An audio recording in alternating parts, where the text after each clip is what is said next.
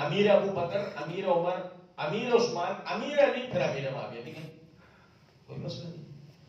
یہ علی کو علی کہنا اور معاویہ کو امیر کہنا یہ ناسبیوں کی ٹرم ہے، یہ ناسبیوں کا طریقہ ہے. تو یہ مناسب بات نہیں. ہم اہل سنت کا ہمیشہ سے طریقہ یہ رہا ہے کہ ہم امیر المومنین سب کے ساتھ لگاتے ہیں. امیر المومنین ابو بکر، امیر المومنین عمر، امیر المومنین عثمان، امیر المومنین علی، امیر المومنین حسن، پھر امیر المومنین معاویہ، اور اس میں چاہے کوئی کتنا ہی چڑھے.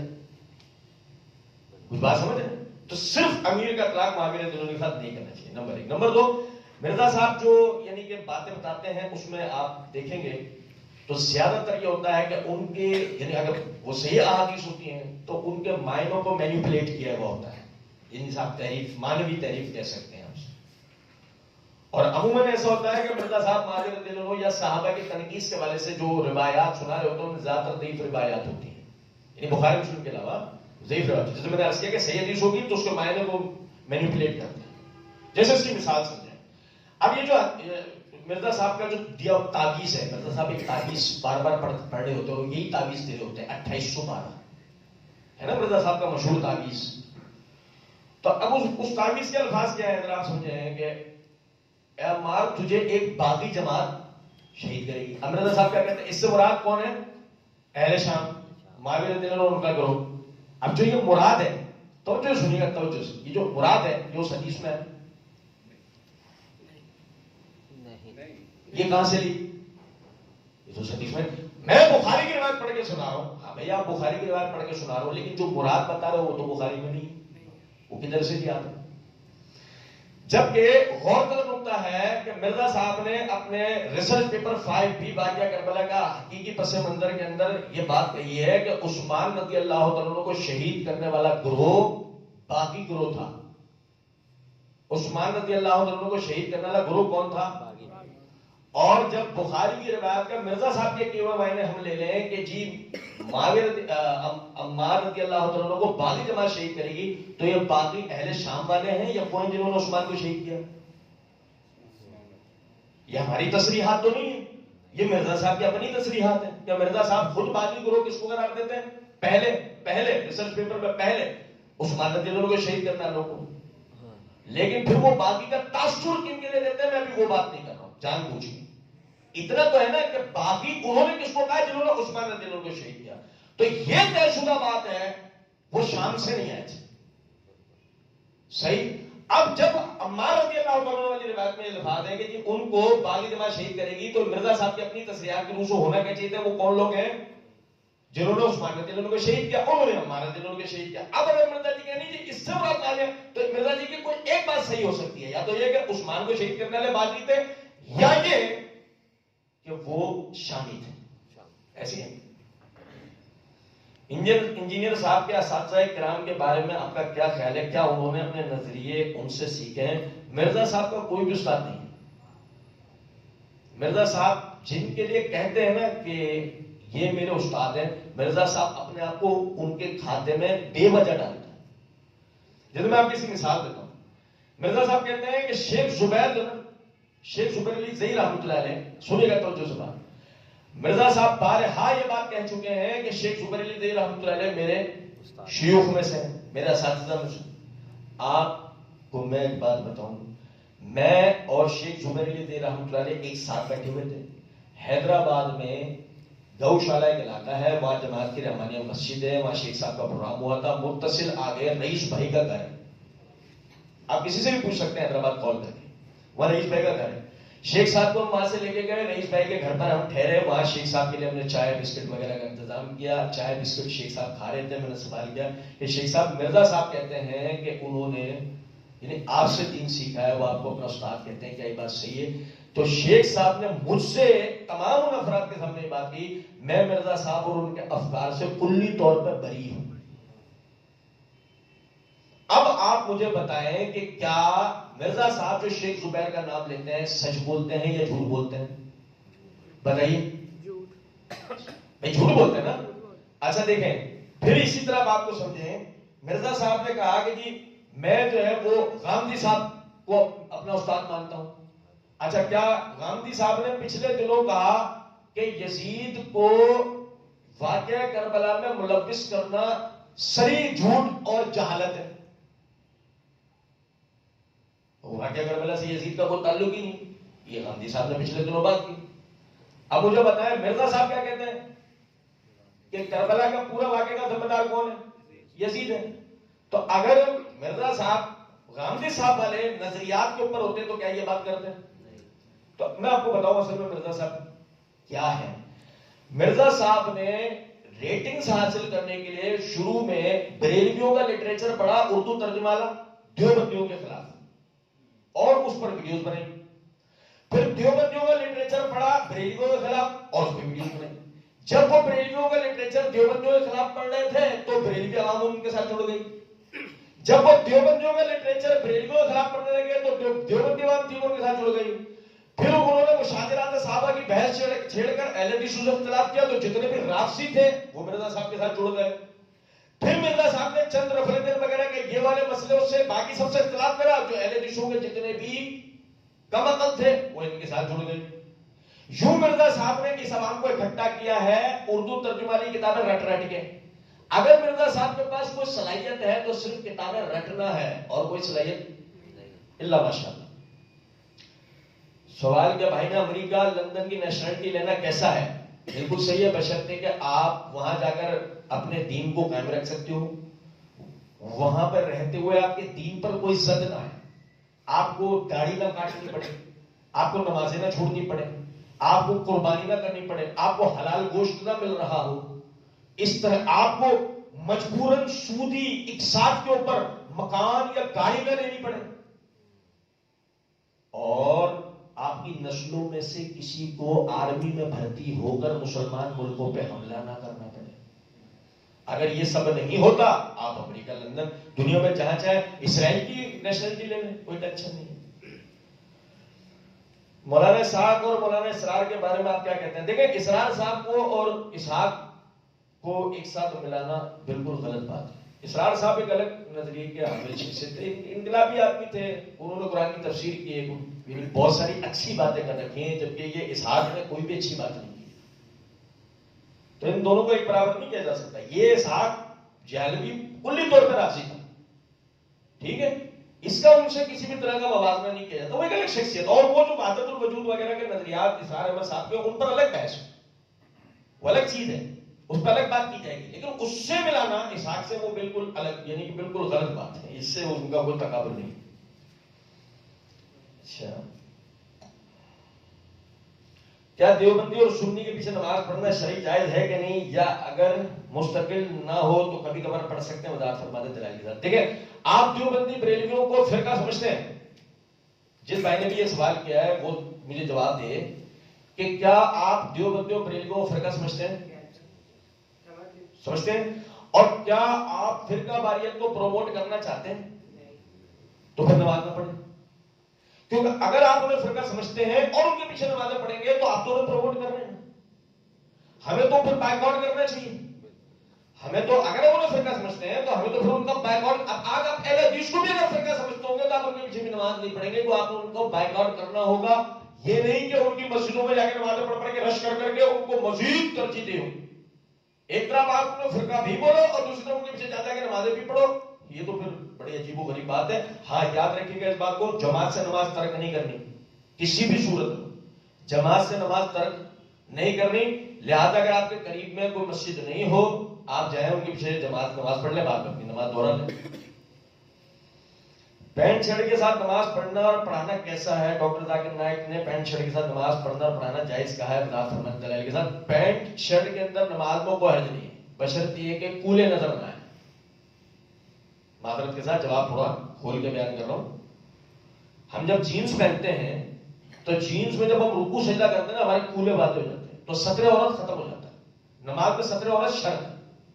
وہ اعضاء جن کا چھپانا لازمی ہے وہ نماز کی بنیادی شرائط میں سے. تو اگر آپ کا سطر ظاہر ہوا آپ کی نماز ختم ہو جائے گی, اب وہ نئے سرے سے نماز پڑھنی پڑے گی. اس لیے پینٹ وہ پہنے جو بیگی ہو.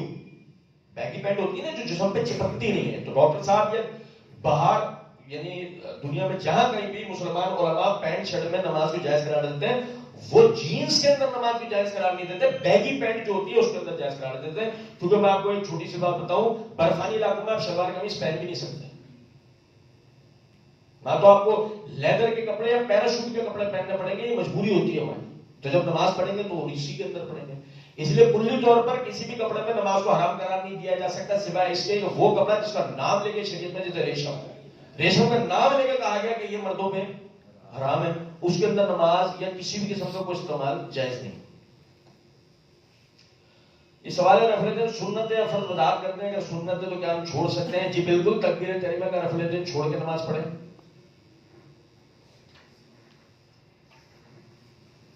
تکبیر تحریمہ کا رفع الدین چھوڑ کے نماز پڑھیں.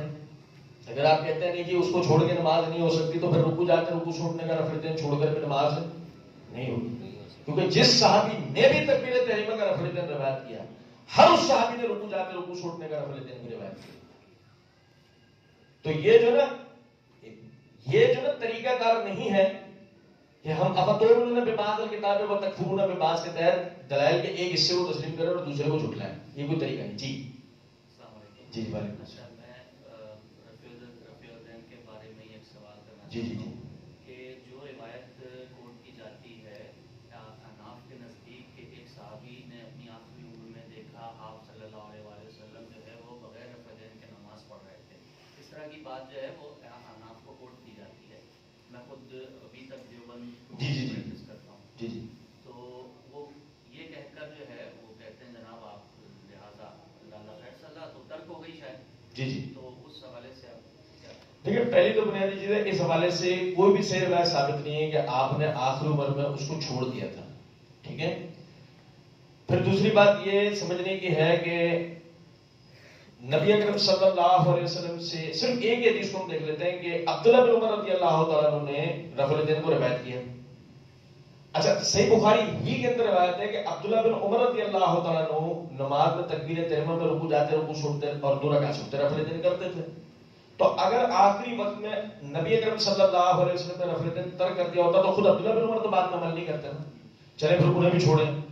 پھر مصنف ابن ابی شیبہ میں اور امام بخاری رحمۃ اللہ علیہ کی جز رفع الدین جو انہوں نے رفع الدین کے مسئلے پر رسالہ لکھا ہے اس میں وہ روایت لے کے آئے ہیں کہ اس حدیث کو صحیح بخاری ہی کے اندر ان سے سالم، ان کے صاحبزادے عبداللہ بن عمر کے وہ روایت کرتے ہیں، اور سالم جو ہے نا ان سے مصنف ابن ابی شیبہ اور جز رفع الدین دونوں کے اندر روایت موجود ہے کہ سالم بھی رکوع جاتے رکوع چھوڑتے رفع الدین کرتے تھے.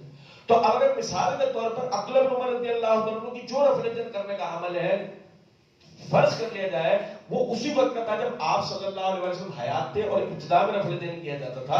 راوی نے وہ دیکھا اور روایت کر دیا. تو بعد میں یہ راوی خود بھی تو نماز میں رفع الدین کر رہا، سالم بھی تو کر رہا. پھر سالم سے ابن شہاب زہری رحمۃ اللہ علیہ نے اس کو روایت کیا، اور ابن شہاب زہری رحمۃ اللہ علیہ کے لیے حافظ ابن حجر رحمۃ اللہ علیہ لسان المیزان کے اندر لکھتے ہیں کہ یہ بات تواتر سے دلیل قطعی کے ساتھ ثابت ہے کہ ابن شہاب زہری رحمۃ اللہ علیہ سندن متنن اور عملاً نماز میں رفع الدین کرتے آئے ہیں. تو اگر یعنی کہ رسول اللہ صلی اللہ علیہ وسلم نے آخری وقت میں چھوڑا ہوتا، عبداللہ بن عمر نہیں کرتے، چلے تسلیم کر لیتے ہیں وہ ان کے زمانے کی بات ہوگی، تو ان کے بیٹے سالم وہ نہیں کرتے، لیکن سالم نے کیا. پھر سالم بعد ابن شہاب زہری رحمۃ اللہ علیہ نے کیا. ابن شہاب زہری رحمۃ اللہ علیہ سے روایت کو امام مالک نے بیان کر رکھا ہے، وہ بھی نماز میں رفع الدین کرتے تھے. اور امام مالک سے ابو الیمان حکم بن نافع نے روایت کیا، ان کا کرنے نہ کرنے کی کوئی ثبوت میرے پاس نہیں ہے، لیکن ان سے امام بخاری سے بخاری میں روایت لے کر اور امام بخاری نے اپنا عمل جو رفع الدین میں بیان کر رکھا ہے. تو یہ امت میں سندن قولاً عملاً یہ مسئلہ چلا رہا ہے تو کبھی بھی منسوخ نہیں ہوا اس حساب سے. جی دوسرا یہ ہے کہ داڑھی کے حوالے سے کہ جو روایت ایک مٹھی کے بعد کاٹنے کی ہے اس کو آپ کس طرح سے دیکھتے ہیں؟ دیکھیں صحیح بخاری کتاب اللباس کے اندر یہ روایت ہے کہ عبداللہ بن عمر رضی اللہ تعالیٰ عنہ جب حج اور عمرہ کرتے تھے تو اپنی داڑھی کو مٹھی میں پکڑتے تھے اور مٹھی سے اوپر کے بال لے لیا کرتے تھے، یعنی کاٹ لیا کرتے تھے. اب دیکھیں اس حدیث سے ہمیں یہ پتہ لگا کہ داڑھی کاٹنا اگر مراد لی جائے تو وہ بھی کب ہوگا؟ جب حج یا عمرہ ہوگا، روٹین لائف میں نہیں. ایک تو ہو گئی پہلی بات یہ. دوسری بات یہ کہ اصلاً حج کے دوران یا عمرے کے دوران بال کاٹنے کا جو تصور ہے وہ کیا کہلاتا ہے؟ وہ کہلاتا ہے تحلیق، حلق کرنا. تو اس میں حلق کرنے میں منڈوانا اور کتروانا دونوں مشروع ہیں. اب جب منڈوانا اور کتروانا دونوں مشروع ہیں تو عبداللہ بن عمر رضی اللہ تعالیٰ عنہ داڑھی کاٹنے کے قائل نہیں تھے بلکہ تحلیق کے قائل تھے. کس طرح؟ سر میں بھی اور داڑھی میں بھی. تو اس تحلیق کے لیے اگر آپ کینچی یوں اٹھالو گے تو الٹی سیدھی کٹ جائے گی, تو اس لیے وہ یوں پکڑتے تھے مٹھی سے تو کاٹتے تھے. اس سے قطن مٹھی داڑھی کا نصاب نہیں بنتی کہ یہ نصاب ہے, بلکہ جو حدیث میں الفاظ ہیں مونچھیں کترواؤ اور داڑھیوں کو اپنے ہاتھ میں چھوڑ دو. اور خود نبی اکرم صلی اللہ علیہ وسلم کی ابن عباس رضی اللہ عنہ فرماتے ہیں کہ آپ کی داڑھی گھنی تھی اور سینہ بھرتی تھی. اب سینہ بھرنے والی جو داڑھی ہے وہ ایک مٹھی تو نہیں ہو سکتی.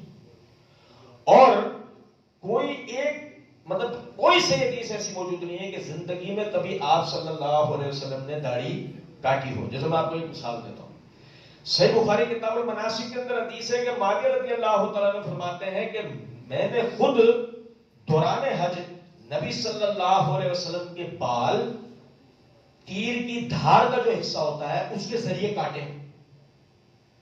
تو جب رسول اللہ صلی اللہ علیہ وسلم کی حجامت کی باری آئی, صحابی نے اس کو روایت کرا, اس حجامت کو یہاں تک بتایا کہ کس چیز سے کاٹے. تو سوچے اگر رسول اللہ صلی اللہ علیہ وسلم نے کبھی داڑھی کٹوائی ہوتی تو صحابی اسے روایت کرتے نا کہ میں نے اپنے ہاتھوں سے کاٹی. سمجھ رہے ہیں کچھ بات کو؟ یہ بھی ہمارے لیے ایک دلیل ہے. بھائی نے سوال کیا کہ صحیح مسلم حدیث نمبر 7035 کی وضاحت فرماتے ہیں انجینئر محمد علی مرزا صاحب نے اس سے صحابہ کرام کو لیا ہے. دیکھیں یہ نا یاد رکھیں کہ میں ایک معمولی طالب علم ہوں, تو ہمارا طالب علم والا طریقہ یہ ہوتا ہے کہ ہم حدیث کو اس کے سند اور متن سے جانتے ہیں, نمبروں سے نہیں جانتے ہیں, اور نہ ہی ہم اسے پروموٹ ہونے دیتے ہیں. کیونکہ اس کا میں آپ کو ایک وجہ بتاتا ہوں. اس کی وجہ یہ ہے بعض کمپنیاں جب حدیث کی کتابیں شائع کرتی ہیں تو اس میں رسول اللہ صلی اللہ علیہ وسلم کی طرف منسوب جو اقوال ہیں, یعنی قولی حدیثیں, فعلی حدیثیں اور تقریری حدیثیں, ان پہ تو نمبر لگا دیتے ہیں. صحابہ کے جو موقوفات ہیں یعنی ان کے اقوال و آثار جو ان پہ نمبر نہیں لگاتے, لیکن بعض کمپنیاں ان پہ بھی نمبر لگاتی ہیں.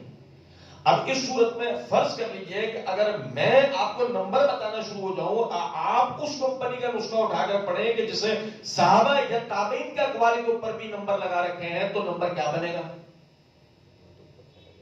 آگے پیچھے ہو جائے گا نا. اس لیے ہمارا طالب علم والا طریقہ کار یہ ہوتا ہے کہ ہم حدیث کو اس کی سند متن جس کتاب میں وہ حدیث کی ہے, وہ جس بات کے تحت ہے ہم وہ بیان کرتے ہیں, تاکہ وہ دنیا کے کسی بھی نسخے کو اٹھا کے دیکھ لے, وہ بعین ہی اسی طرح انشاءاللہ ملے گی. آواز سمجھ رہے ہیں؟ تو یہ مجھے نہیں پتا نمبر کے حساب سے یہ حدیث کیا ہے, آپ مجھے پڑھ کے سنائیں گے, میں اس کی وضاحت کر دوں گا انشاءاللہ. یہ سوال کیا انجینئر صاحب کی اچھی باتوں کو سننا چاہیے, مثلا رفع دین کے متعلق اور بزرگوں کے جھوٹ وغیرہ؟ اچھا دیکھیں, پہلی بات تو یہ بزرگوں کے جھوٹ کیسا ایک عجیب سا لفظ ہے نا. بزرگوں کے جھوٹ کتنا عجیب سا لفظ ہے. مثلا دیکھیں دنیا میں واحد ہم بدقسمت قوم ہیں کہ جو اپنے بزرگوں کا استحصال کرنا بڑی ادب کا باعث اور دین کی تحقیق کا باعث سمجھتے ہیں. بات نہیں سمجھے. ابھی پچھلے دنوں نیشنل جیوگرافک نے 8 گھنٹے کی ایک ڈاکومنٹری بنائی ہے چنگیز خان کے اوپر, اور اس میں چنگیز خان کو ہیرو ثابت کیا. ٹھیک ہے, جرمنی وغیرہ کے کچھ لوگوں نے ہٹلر کی زندگی کے اوپر وہ ڈاکومنٹریز اور کچھ وہ بنائے جس کو یہ ثابت کیا انہوں نے ہٹلر کو کہ ہٹلر جن حالات و واقعات سے گزرا اس میں جو اقدامات بھی دوسری جنگ عظیم کے وقت میں کیے تھے وہ صحیح تھے, وہ اپنی قوم کا ہیرو تھا. اب مجھے ایک بات بتائیں, دنیا میں آپ اپنے علاوہ اس قوم کا نام لے جو اپنے بزرگوں کو گالیاں دیتے ہو یا ان کا برا بھلا کہتے ہو یا ان کی تنقید کی چیزیں ڈھونڈتے ہو. ہندوؤں میں, یہودیوں میں, عیسائیوں میں, ملحدوں میں, سیکولرسٹوں میں, دنیا کی کسی تہذیبوں کو جو اپنے بزرگوں کی غلطیاں بتانے بیٹھتے ہو, لاؤ میں تمہیں اپنے بزرگوں کے جھوٹ پڑھ کے سناؤں. یہ تو ہو گئی ایک بات. یہ بدنصیبی واحد ہمارے گلے میں ہے. اب آگے دوسری بات کی طرف. دوسری بات یہ ہے, دیکھیں اگر مثال کے طور پہ بزرگوں نے یعنی بزرگوں کی طرف منسوب کتابوں میں کوئی جھوٹی باتیں لکھی ہوئی ہیں, کوئی جھوٹی کرامتیں, کوئی جھوٹے قصے کہانیاں لکھے ہوئے بھی ہیں, مجھے بتائیں آج کی آپ کی ذاتی زندگی پر ان سے اثر کیا پڑ رہا ہے؟ پہلے یہ بتائیں. کیا آپ آج اس کی پیروی کر رہے ہیں؟ نہیں. کیا آپ نے انہیں چھوڑ دیا، وائنڈ اپ کر دیا ان کا؟ جی ہاں. بس بات ختم ہو گئی. جب کبھی کوئی ان قصوں کے اوپر عمل کرتا ہوا نظر آ رہا ہو، آپ فوراً ان قصوں کی حقیقتیں بتانا شروع ہو جائیں. یاد رکھیں، یہ بزرگوں کے جھوٹ والا لفظ ہے نا، اس کی میں آپ کو ایک چھوٹی سی مثال دیتا ہوں. میرے اپنی ذاتی تحقیق ہے، جس بزرگ کے نام پہ عام طور پر جو باتیں ہمارے ہاں لوگوں نے منسوخ کر رکھی ہیں، ان میں سے 60% سے اوپر باتیں ان بزرگوں سے ثابت ہے ہی نہیں. تو ان کو بزرگوں کی طرف منسوخ کر کے یہ کہنا کہ ان کے جھوٹ، یہ بڑی عجیب بات ہے، غلط بات ہے. اچھا، کیا انجینئر صاحب کی اچھی باتوں کو سننا چاہیے؟ جی بالکل. مرزا قادیانی کی اچھی باتیں قبول کر لیں. مرزا قادیانی، اس کی اچھی باتیں لی جا سکتی ہیں؟ بھائی جواب دو. کیوں؟ پھر پادری برکت اللہ کی اچھی باتیں لے لو، لوگے؟ نہیں. کیوں؟ یاد رکھیں اس بات کو، اصلاً آدمی کے لیے مفید کسی چیز کے نقصان کو سمجھنا ہوتا ہے، فائدے کو نہیں. آپ کو اگر کسی چیز کے اندر موجود نقصان کو نہ سمجھایا جائے تو اس کے فائدے سے آپ کو کوئی فائدہ نہیں پہنچنا، بلکہ اس کے نقصان سے آپ کو نقصان ہو جانا ہے. اس لیے ایسا آدمی کہ جس میں مضرات زیادہ ہو، فوائد کم ہو، تو اس کی ان مضرات کی وجہ سے اس کا کلی بیک آؤٹ کرنا چاہیے کہ عام آدمی کہیں اس کی گمراہیوں کا بھی قائل نہ ہو جائے. یہی وجہ ہے کہ آپ تو یہ کہہ رہے ہیں کہ ہم مرزا صاحب سے اچھی باتیں لے سکتے ہیں، لیکن آپ بھی تو ایسے لوگوں کو جانتے ہیں جو مرزا صاحب کو سن سن کے آج رافضی ہو چکے ہیں، سیکولر ہو چکے ہیں، ملحد ہو چکے ہیں. ہم ایسے لوگوں کو جانتے ہیں جو مرزا صاحب کو سننے سے پہلے سیدھے سادے مسلمان تھے، 5 وقت نمازی تھے، داڑھی تھی، آج انہوں نے داڑیاں کاٹی ہوئی، نمازیں چھوڑی ہوئی، ملحد ہو چکے ہیں. تو پتہ کیا لگا؟ ہر ایسا آدمی جس کی باتوں میں مضرات کے پہلو زیادہ ہو، اس کی مفید باتوں کو نہیں دیکھا جاتا، اس کا کلی طور پر بیک آؤٹ کیا جاتا ہے. میں آپ سے لوں گا جواب، کی روکیے گا. اس سوال میں نے کہا، کچھ لوگ کہتے ہیں کہ اگر ہم نماز نہ بھی پڑھیں اللہ معاف کر دے گا، اللہ بڑا غفور رحیم ہے، لیکن جو ہم لوگوں کے حق کھاتے ہیں یہ نماز سے زیادہ اہم ہے، ان کو کیا جواب دیا جائے؟ بتا فرمائیں. ایسے لوگوں سے ان کے ڈبے میں سے جو کتاب نکلی تھی وہ پوچھیں کہاں ہے. بھائی ہر چیز جو ہم خریدتے ہیں اس کے ساتھ ایک کتاب نکلتی ہے نا، ہدایت نامہ. ہم ایک موبائل بھی خریدتے ہیں تو اس کے ساتھ ایک چھوٹی کتاب ہوتی ہے نا. ایسے ہی ظاہر ہے کہ جب وہ یہ آدمی کہہ رہا ہے کہ اگر ہم نماز نہ بھی پڑھیں اللہ معاف کر دے گا، تو یہ قرآن میں تو نہیں لکھا ہوا. ہاں، وہ جو جس ڈبے سے نکالا گیا تھا اس میں کوئی کتاب ہوگی، اس میں لکھا ہوا. اور اگر وہ اس کتاب میں بھی لکھا ہوا نہ ہو تو اس صورت میں اس کی کوئی حیثیت ہے؟ تو بات سوال ہی نہیں پیدا ہوتا. نبی اکرم صلی اللہ علیہ وسلم نے فرمایا قیامت کے دن سب سے پہلا سوال نماز کے بارے میں ہوگا. جس کی نماز صحیح رہی اس کی باقی کے منازل بھی صحیح رہیں گی، جس کی نماز درست نہ ہوئی اس کی باقی کے منازل بھی خراب ہو جائیں گی. اس لیے نماز نہ پڑھنا کبیرہ گناہوں میں سے مانا گیا ہے. ہاں جہاں تک یہ بات ہے، لیکن جو ہم لوگوں کے حق کھاتے ہیں یہ نماز لوگ دیکھو وہ بھی اہم ہے لیکن نماز سے زیادہ نہیں. اس کی میں آپ کو ایک مثال دیتا ہوں، ایک چھوٹی سی. دیکھیں، ایک آدمی بجلی چوری کرنا جائز نہیں ہے. بجلی چوری کرنا جائز نہیں. بھائی مومن چوری نہیں کرتا نا، مومن چور نہیں ہوتا، آپ سمجھیں. لیکن اگر مثال کے طور پر کسی آدمی کو اس کی غربت کے نتیجے میں، بجلی کے ریٹ بڑھنے کے نتیجے میں کسی وجہ سے شیطان نے برگلایا اور وہ بجلی چوری کی طرف راغب ہو گیا، تو وہ جن لوگوں تک یہ بجلی پہنچنی چاہیے تھی ان کا حق کھائے گا. ان علاقوں میں لوڈ شیڈنگ ہوگی نہیں ہوگی؟ تو اب اس حق کھانے کا اس سے حساب ہوگا. لیکن سمجھے ذرا 2 منٹ کے لیے اس بات کو کہ اس نے بھی تو اپنے بچوں کے لیے یہ کیا ہے نا. تو اب آپ بتائیں، آپ اس کے نماز پڑھنے کو پہلے دیکھیں گے یا اس بجلی کھانے کو؟ پہلے نماز بھی دیکھیں گے نا بھائی. تو اس بات کو سمجھیں، لوگوں کے حق کھانا یہ اپنی جگہ بہت مضرات میں سے، کبیرہ گناہوں میں سے، لیکن نماز ہے بھائی. نماز کا مقابلہ کوئی چیز نہیں کر سکتی. ایک ہی مال کی دوبارہ زکات ہوگی. مثلا ایک بندے کے اکاؤنٹ میں 10 لاکھ روپے ہیں اور وہ زکات دے دیتا اور اگلے سال بھی وہ استعمال نہیں کرتا، تو اس مال پر اسے دوبارہ زکات لگے گی؟ بالکل لگے گی. جس آدمی کے پاس مال ہو اور اس پر سال گزر جائے تو اس پر زکات ہے. اجتماعی دعا خواہ درس کے بعد ہو یا پھر کسی نے کہا ہو کہ کروا دیں تو ہو جائے گی. بھائی نبی صلی اللہ علیہ وسلم سے دعا کے لیے کہا گیا ہے خطبے کے بعد, آپ نے جو ہے وہ دعا کروائی, ٹھیک ہے نا. تو اگر کسی کو دعا کے لیے کہا جائے تو وہ دعا کروا سکتا ہے, اس کو غرض نہیں. فرض نماز کے بعد اجتماعی دعا کرنا یا درس کے بعد ہمیشہ کا معمول بنانا, یہ حدیث سے ثابت نہیں. کسی عیسائی اور یہودی کے ساتھ کرنا جائز ہے کہ نہیں, اس کرنے کی ڈیفینیشن کریں, بڑا مسئلہ ہو جائے گا. یہ کرنے سے یہاں مراد کیا ہے؟ یہ کام کرنا ہے تو بالکل جائز, بشرطے کہ آپ ان کے تہوارات میں شریک نہ ہوں, نمبر ایک. نمبر دو, وہ اگر کوئی سودی کام کر رہے ہیں, کوئی حرام کام کر رہے ہیں, تو ہم اس میں ان کے ساتھ ملوث نہ ہوں. باقی اگر کوئی جائز کام کو کریں تو اس میں ان کی پارٹنرشپ کوئی غلط نہیں. جو لوگ کہتے ہیں کہ نماز کی سنت اور فرض علیحدہ علیحدہ ہوتے ہیں اور غسل کے بھی اس کی وضاحت فرماتے ہیں, دیکھیں مطلب نماز پوری کی پوری فرض ہے بشمول اپنے طریقے کے. ایک آدمی کے ہاتھ نہیں, لا یکلف اللہ نفسا الا وسعها کے تحت وہ نماز میں رفع دین نہیں کرے گا, اس پر رفع دین نہیں. ایک آدمی کی زبان نہیں, تو لا یکلف اللہ نفسا الا وسعها کے تحت وہ اللہ اکبر, سبحانک اللہم, سورہ فاتحہ, سورت, سبحان ربی العظیم کچھ بھی نہیں پڑھے گا. باقی ساری ہیت اختیار کرے گا, سب کچھ کرے گا. اذکار اس کو معاف ہو جائیں گے. اب دیکھیں یہ اذکار تو لازم تھے, لیکن چونکہ یہ اس کا مکلف نہ رہا, یہ اس کو عمل نہیں کرے گا. بات آ رہی ہے سمجھ میں؟ ہے نہیں. آپ ایسی جگہ ہیں جہاں زہریلے حشرات ہیں, کیڑے, ننگے پیر نماز نہیں پڑھیں گے, جوتے پہن کے نماز پڑھیں گے. لیکن اگر آپ ایسی جگہ ہے جو پاکیزہ جگہ ہے اور جوتوں میں آپ کی غلاظت لگی ہوئی ہے, وہاں آپ جوتوں میں نماز نہیں پڑھیں گے. نماز کا جو پورا طریقہ ہے نا, پورا طریقہ, بندہ اس کا اگر مکلف ہو تو بندے کے اوپر لازم ہے, غسل پورا لازم ہے. اگر آپ غسل پورا کر سکتے ہیں پورا ہی کریں گے. بات آ رہی ہے جو سنت کے مطابق ہے. ایسا تھوڑی ہوگا کہ آپ نے فلاں چیز, مثال دیتا ہوں, جو مفتی صاحب یہ کہیں کہ جی نماز غسل میں یہ فرائض ہے, اب اس مفتی صاحب جو مفتی صاحب میں صرف یہ کر کے باہر آ جاؤں, غسل ہو جائے گا, ہو جائے گا. اچھا میں اس کی عادت بنا لوں, نہیں بیٹا عادت نہیں بناؤں. کیوں؟ اسی وجہ ہے کہ اگر یہ غسل ہو جائے گا تو اس کی عادت بھی بنا لوں تو کوئی مسئلہ نہیں ہونا چاہیے. اس کا مطلب ہے نا, یہ ایک ایسی بات ہے کہ جس سے محتاط ہونا ضروری ہے.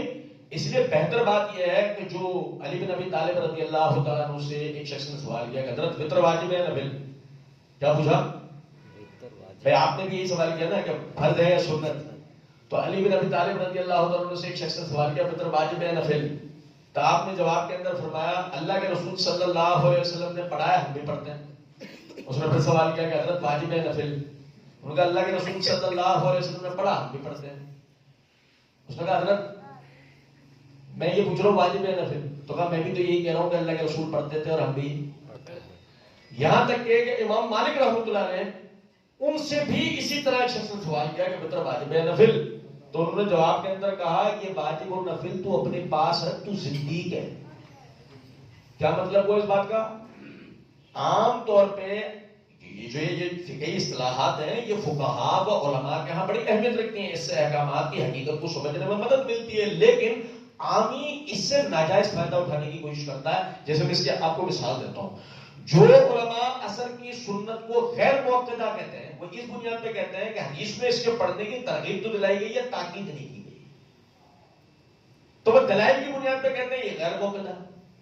لیکن سنت نہ بات. اب ہمارا والا میچ دیکھ رہا ہے, سٹے والا میچ دیکھ رہا ہے, بیٹھا ہوں, چل بھائی نماز پڑھیں, اب پہنچو میں ہوں, میں نماز نکل لی نہیں, اور ابھی تو نماز میں ٹائم ہے, تو بھائی سنت بھی تو پڑھنا, غیر موقدہ ہے, پڑھ لو تو ثواب نہ, پڑھ گناہ نہیں.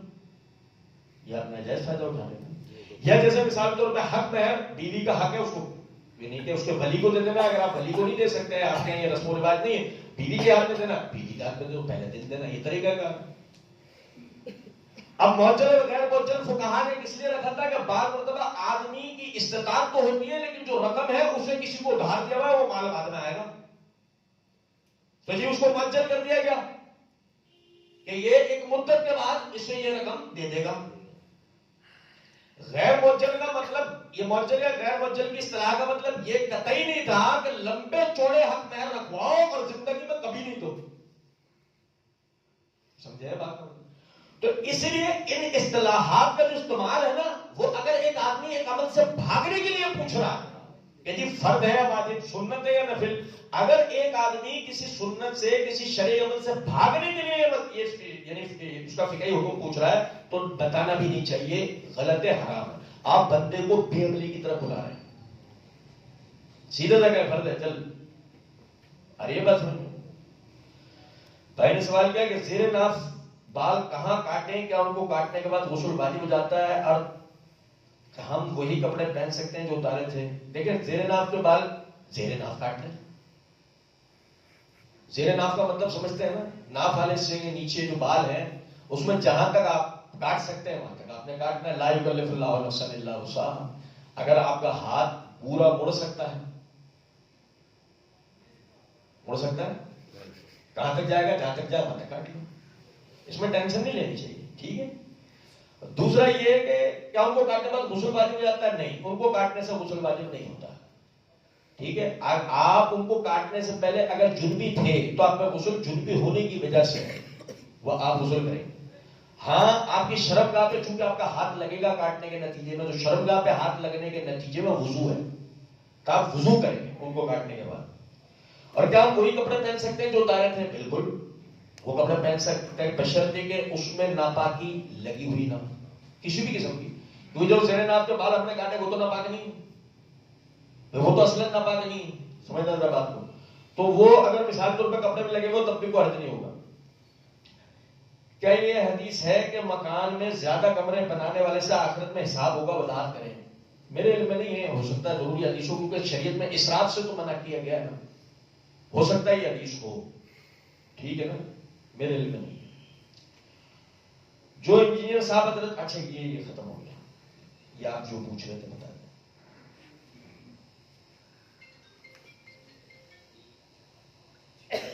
یہ آپ اگر مجھے پڑھ کے سنا دیں تو زیادہ بہتر نہیں ہوگا کیونکہ باریک لکھا ہوا ہے نا. آپ مجھے پڑھ کے سنا دیں. جبری آئیڈیالوجی ہے، انسان نے جو کرنا ہے وہ پہلے سے لکھ دیا گیا ہے. بالکل. اب وہ تقدیر کے جبر میں ہے نہیں، تمام لوگوں کے دل اللہ کی 2 انگلیوں میں ہیں. بے شک وہ انہیں جس طرح چاہتا ہے پھیر دیتا ہے. بالکل ایسے ہی. ہاں وضاحت. دیکھیں اللہ علیہ الغیب ہے. کوئی بھی واقعہ وقوع پذیر ہونے کے بعد اس کے علم میں نہیں آتا پہلے سے، ٹھیک ہے. کچھ بھی بولنا، کچھ بھی کرنا یہ ہونے سے پہلے اس کے علم میں ہوتا ہے، ٹھیک ہے. اب جو اس کے علم میں پہلے سے ہے وہ اسے کوئی بتائے گا تو نہیں نا، اور اس نے پہلے سے لکھ دیا ہے. جو جب مثال کے طور آپ کسی چیز کو جانتے ہیں، آپ نے اسے اپنی ڈائری میں لکھ دیا صحیح، لیکن جو آپ کی ڈائری میں آپ نے لکھا ہے اسے آپ نے اپنے گھر والوں کے لیے لازم کیا ہے. یہ میں نے ڈائری میں لکھ کے ٹی وی کے اوپر رکھ دیا، روز صبح اس کو اٹھا کے دیکھا کرو، ان ہدایات کا عمل کیا کرو. ایسا تو نہیں کیا آپ نے، تو اس کو لکھ دیا کہ تاکہ کل کو میری یادداشت کے لیے رہے. یہ ہو گئی آپ کی مثال. اللہ کا علم تو ایسا ہے، نہ اسے بھول ہوتی ہے نہ چوک ہوتی ہے، کوئی اس نے بندے کو اپنے اس کے اعمال کو، چیزوں کو، کائنات میں جو بھی حوادثات ہوں گے ان کو پہلے سے جانا، اس نے یعنی تقدیر کے صحیفوں میں لکھ دیا. لیکن اس کا قطعی یہ مطلب نہیں ہے کہ اس نے جو لکھا وہ آپ پہ لازم کیا، کیونکہ یہ سب تو آپ کرو گے، اپنی مرضی سے کرو گے. اللہ تعالیٰ نے قرآن پاک کے اندر فرمایا وَهَدَيْنَاهُ السَّبِيلَ إِمَّا شَاكِرًا وَإِمَّا كَفُورًا. ہم نے راستہ دکھا دیا ہے، اب دیکھنا یہ ہے کہ شکر گزاری کون کرتا ہے، ناشکری کون کرتا ہے. تو اگر اللہ نے اعمال کو ہم پر جبرن ڈال دیا ہوتا تو پھر یہ دیکھنے کی ضرورت کیا تھی کہ شکر گزاری کون کرتا ہے اور ناشکری کون. اسی طریقے سے اللہ نے فرمایا لا اکراہ فی الدین قد تبین الرشد من الغی، کہ دین میں کسی قسم کی کوئی زبردستی نہیں ہے. اللہ تعالیٰ نے ہدایت کو گمراہی سے باندھے کر دیا ہے. تو اگر اعمال کو جبرن اللہ نے ہم پر مسلط کر دیا ہوتا تو اللہ یہ بات کہتا نہیں. کسی بھی نمازی کو اللہ نے نمازی نہیں بنایا اور کسی بھی زانی کو اللہ نے زانی نہیں بنایا. کسی کو اللہ نے نماز کے لیے نہیں گھسیٹا، کسی کو اللہ نے قتل و غارت کے لیے نہیں گھسیٹا. اللہ قادر ہر چیز پر ہے، لیکن اس نے انسان کو اچھائی اور برائی قبول کرنے کا اختیار دیا. تو تقدیر اس کی لکھی ہوئی ضرور ہے مگر اس پر اللہ نے عمل نہیں ٹھوسا. آپ بات کو سمجھیں گے؟ تو یہ ساری بات ہے کہ اور یہ بھائی نے یہی وجہ ہے کہ جو توجہ دلانے کے لیے یہ بھی بھیجا کہ کیا دعا تقدیر کو بدل سکتی ہے. یہ حدیث ہے سنن ابن ماجہ اور ترمذی کے اندر. تو یہ علماء اس کے بارے سے بتاتے ہیں کہ اصلاً آپ دعا کرو گے یہ بھی تو آپ کی تقدیر میں ہوگا نا. یہ بات ہے. اچھا بھائی نے اچھا اس میں آپ دوسرا نقطہ بتا رہے تھے وہ بتائیں. نبی علیہ السلام کی نظر حضرت زید رضی اللہ عنہ کی زوجہ میں پڑی تو ان کے لیے حرام ہو گئی. اب نبی علیہ السلام نے ان سے شادی کر لی کشف محبوب. اچھا دیکھیں بات ہے پہلے تو یہ اس کتاب کی کوئی حیثیت نہیں ہے ٹھیک ہے. دوسری بات یہ ہے کہ حضرت زید کی جو بیوی تھی وہ نبی صلی اللہ علیہ وسلم کی قوم تھی, پھوپھو کی بیٹی تھی ٹھیک ہے نا. نبی صلی اللہ علیہ وسلم کی ان پر نظر پڑ جائے وہ حرام ہو جائے یہ کیسے ممکن ہے کہ اللہ کے رسول تو بڑے ان کے ساتھ ہوئے تھے. اب بات سمجھ رہے ہیں نہیں, یہ تو سارے قریش پورا ایک خاندان تھا نا, یہ حضرات تو سب بڑے ایک ساتھ ہوئے نا. جب پردے کا حکم اتر آیا اب یہ ظاہر پردہ کریں گی اللہ کے رسول سے بھی کریں گی, ایسے ہی ہے نا بھائی. اچھا جہاں تک یہ بات نہیں کہ زید رضی اللہ تعالیٰ نے زینب کو جو طلاق دی تھی وہ نجی مسائل کی وجہ سے دی تھی. جب نجی مسائل کی وجہ سے طلاق دے دی تو اللہ تعالیٰ نے نبی صلی اللہ علیہ وسلم کو حکم دیا کہ آپ ان سے نکاح کرو. یہی وجہ ہے کہ سورہ احزاب کے اندر ایک آیت ہے کبھی بھی ہم اسے پڑھتے ہیں تو یقین آتا ہے کہ باقی یہ اللہ کا کلام ہے. کہ دیکھیں نبی صلی اللہ علیہ وسلم نے اپنی شریف النفسی کی وجہ سے عربوں میں جو یہ ایک دستور تھا